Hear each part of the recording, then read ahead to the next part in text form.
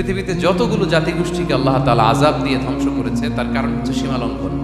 So আমরা আমাদের লাইফের সাথে একটু মিলিয়ে নিই যে আমরা আমাদের কোনো ক্ষেত্রে সীমা লঙ্ঘন করি কিনা একটু খেয়াল করেন। আমার যে দায়িত্ব আছে আমি কি সীমা লঙ্ঘন করি কিনা, আমার স্ত্রী আমার দায়িত্বে তার সাথে সীমা লঙ্ঘন করি কিনা, আমার ভাতিজা ভাতিজি অনেকের আছে ইয়াতিম, তার বাবা মারা গেছে, তার সব সম্পত্তির দায়ভার আমার উপর দেয়া, আমি ওইখানে তাকে ঠিকঠাক মতো সব দেই কিনা, সীমা লঙ্ঘন করি কিনা, ক্ষমতা পেলে সীমা লঙ্ঘন করি কিনা। ডাক্তারের কাছে যাই বলে ডাক্তার সাহেব আমার এইখানে ফোড়া, সারা দেহের যেই কোনো জায়গায় ধরতে পারেন, এইখানে ধরেন না, তো এইখানে না ধরলে ভালো হবে, রোগ যেখানে ওষুধও।